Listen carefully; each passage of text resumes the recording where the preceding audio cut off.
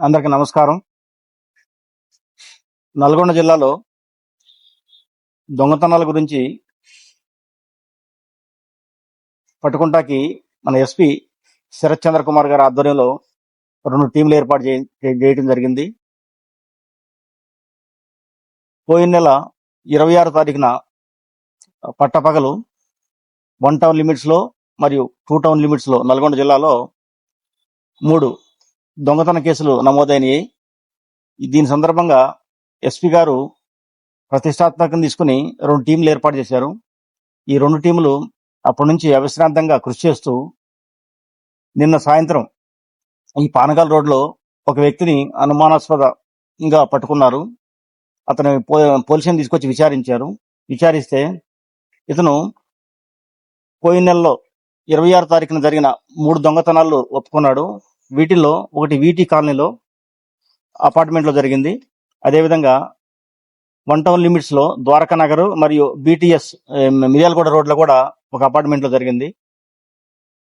దీనికి సంబంధించి ఇతను విచారించగా ఇతని పేరు వచ్చి నసీం.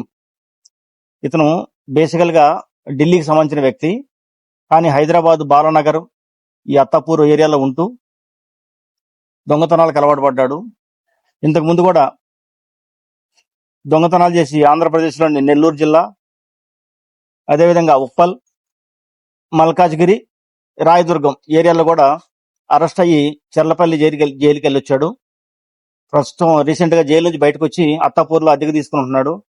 ఇతని వద్ద నుంచి ఆ దొంగతనానికి సంబంధించినటువంటి నగదు 3,25,000, అదేవిధంగా ఆ నేరానికి వాడినటువంటి స్కూటీ, 2 ఇనుప రాడ్లు, ఆ రోజు నేరం చేస్తానికి వచ్చేటప్పుడు ముఖానికి ధరించిన మాస్క్, ఒక సెల్ ఫోన్ ని సీజ్ చేయడం జరిగింది. ఇటు కేసులో డిఎస్పీ నల్గొండ శివరామరెడ్డి గారి ఆధ్వర్యంలో 1 టౌన్ సిఐ రాజశేఖర రెడ్డి గారు, అదేవిధంగా నల్గొండ 2 టౌన్ సర్కిల్ ఇన్స్పెక్టర్ గారు ఆదిరెడ్డి గారి ఆధ్వర్యంలో 2 టౌన్ ఎస్ఐ సైదాబాబు, అదేవిధంగా ఎస్ఐ ముత్తయ్య, మానస ఎస్ఐ గారు మరియు పోలీస్ సిబ్బంది రబ్బానీ, శంకర్, అంజాద్, లావూరి బాలకోటి, మహమ్మద్ షకీల్, జానకిరాములు మరియు హోంగార్డ్ సీను వీళ్ళందరూ కూడా కష్టపడి దీనిలో క్లూస్ తీసి అరెస్ట్ చేశారు. ఈ సందర్భంగా వీళ్ళందరూ కూడా మన ఎస్పీ శరత్చంద్ర పవార్ గారు అభినందించారు.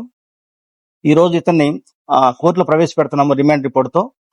మళ్ళీ నెక్స్ట్ 2 days లో ఇతన్ని పోలీస్ కస్టడీ వేసి ఫర్దర్ విచారణలో ఇంకా సీజ్ చేయాల్సిన ప్రాపర్టీని కూడా సీజ్ చేస్తాం. ప్రస్తుతం గోల్డ్ ఏం దొరకలేదు, నగదు మాత్రమే దొరికింది. అదే కస్టడీ తీసుకుని ఫర్దర్ విచారణ కూడా చేస్తాం. ఈ వెహికల్ చెకింగ్ చేస్తుంటే దొరికారు. అతని దగ్గర డాక్యుమెంట్స్ సంబంధించి అనుమానాస్పదంగా ఉంది. ఆ వెహికల్ వచ్చి ఢిల్లీ వెహికల్. దాని దగ్గర అనుమానంగా ఉండి చెక్ చేస్తే ఇవన్నీ బయటపడ్డాయి అన్నమాట.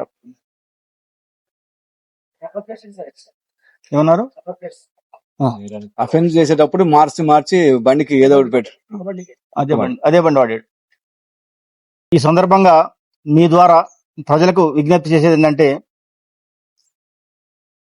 మనం కష్టపడి సంపాదించుకున్న నగదు, ఆభరణాలు, బంగారం లాంటి ఆభరణాలను ఇంట్లో పెట్టి వెళ్తున్నారు.